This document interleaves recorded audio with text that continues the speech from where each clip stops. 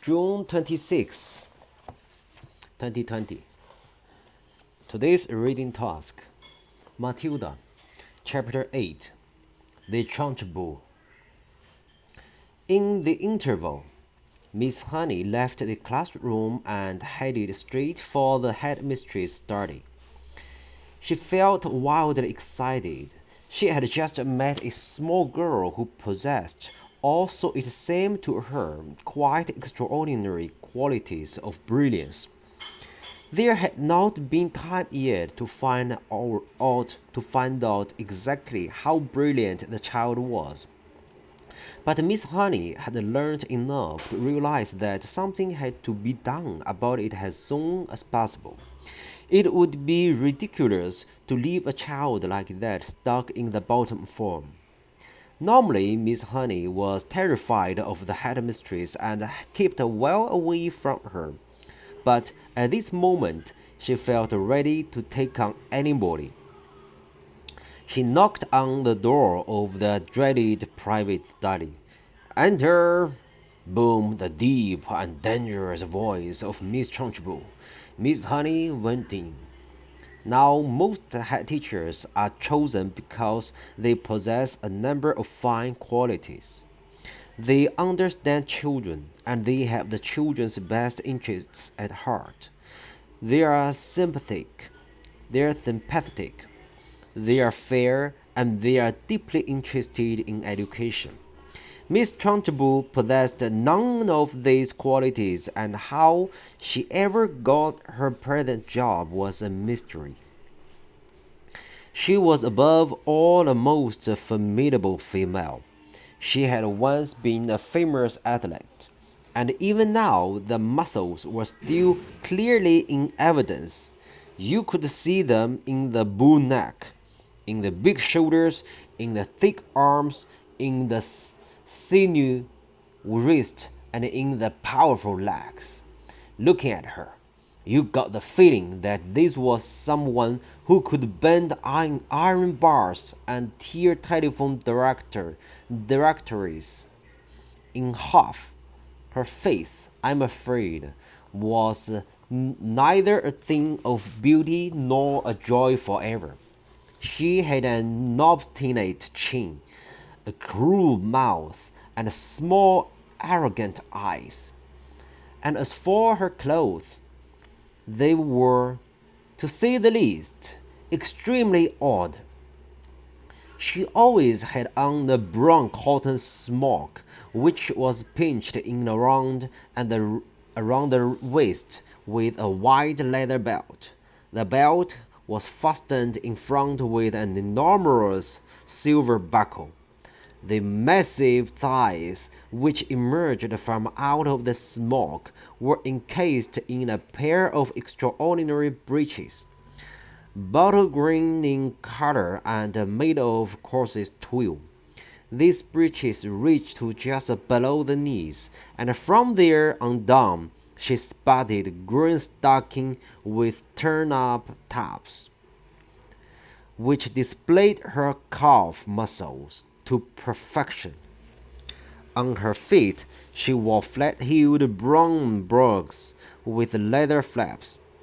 She looked, in short, more like a rather eccentric and bloodthirsty follower of the stag-hounds than the headmistress of a nice school for children. When Miss Honey entered the study, Miss Trunchbull was standing beside her huge desk with a look of scowling impatience on her face. "Yes, Miss Honey," she said. "What is it you want? You are looking very flushed and flustered this morning. What's the matter with you? Have those little stinkers been flicking speedballs at you?" "No, headmistress, nothing like that." "Well, what is it then? Get on with it. I'm a busy woman." As she spoke, she reached out and poured herself a glass of water from a jug that was always on her desk. "There is a little girl in my class called Matilda Wormwood," Miss Honey began. "That's the daughter of the man who owns Wormwood Motors in the village?" Miss Trunchbull barked. She hardly ever spoke in a normal voice. She either barked or shouted. "An excellent person.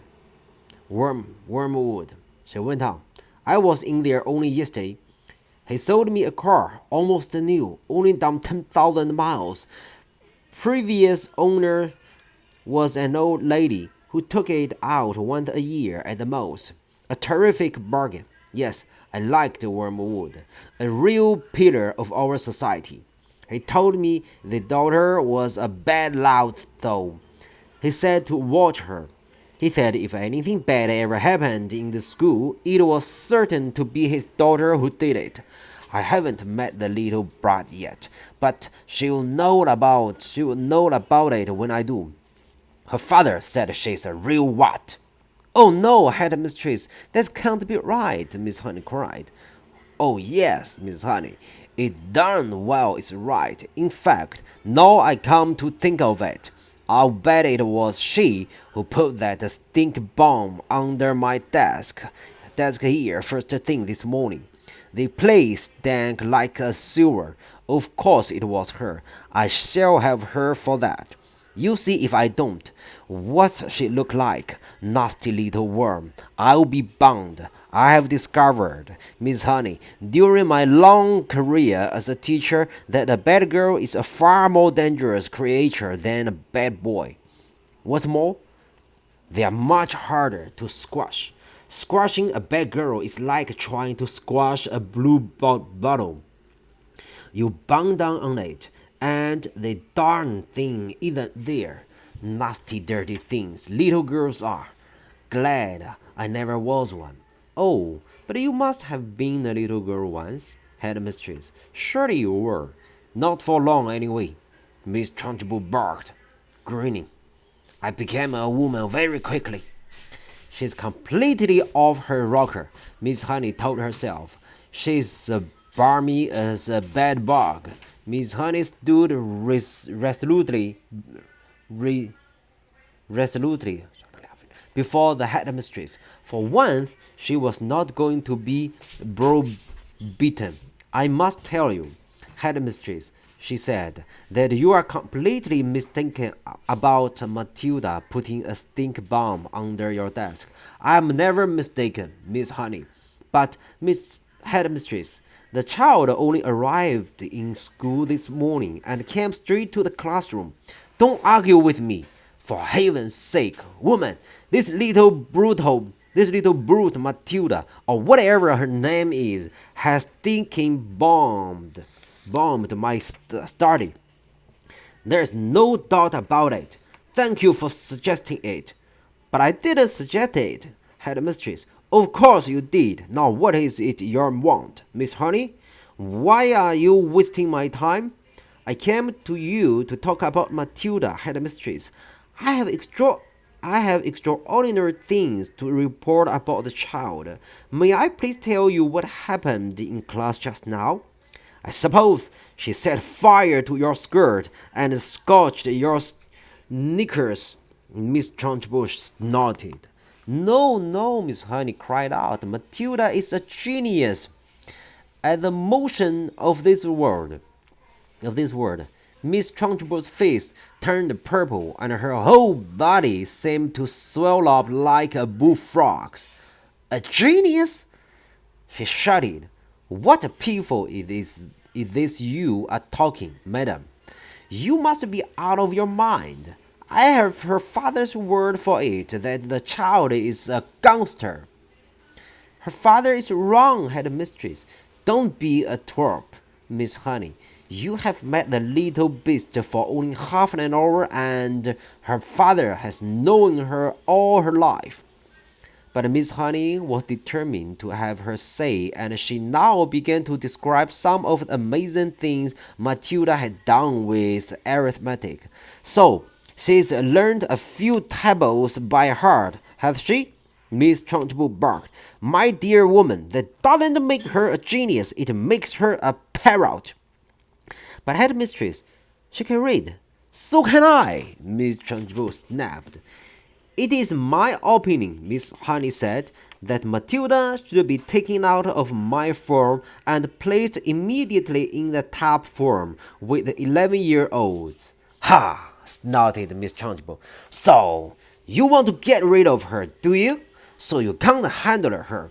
So now you want to unload her onto the wretched Miss Plimsoll in the top firm, where she will cause even more chaos? No, no, cried Miss Honey. That is not my reading at all. Oh, yes, it is, shouted Miss Trunchbull. I can see right through your little plot, madam. And my answer is no. Matilda stays where she is, and it is up to you to see that she behaves herself. But headmistress, please, not another word, shouted Miss Trunchbull. And in any case, I have a rule in this school that all children remain in their own age groups, regardless of ability. Great Scott, I am not having a little 5-year-old brigand sitting with the senior girls and boys in the top firm. Whoever heard of such a thing? Miss Honey stood there, helpless before this great red-necked giant. There was a lot more she would like to have said, but she knew it was useless. She said softly, "Very well, then. It's up to you, headmistress." "You are done right. It's up to me," Miss Trunchbull bellowed. "And don't forget, madam, that we are dealing here with a little viper who put a stink bomb under my desk. She did not do that, Miss Headmistress." "Of course she did it," Miss Trunchbull boomed. "And I will tell you that what? I wish to heavens I was still allowed to use the birch and belt as I did in the good old days. I'd have roasted Matilda's bottom for her so she couldn't sit down for a month."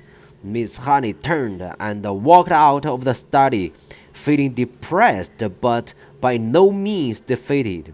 "I'm going to do something about this child," she told herself. "I don't know what it will be, but I shall find a way to help her in the end." Good.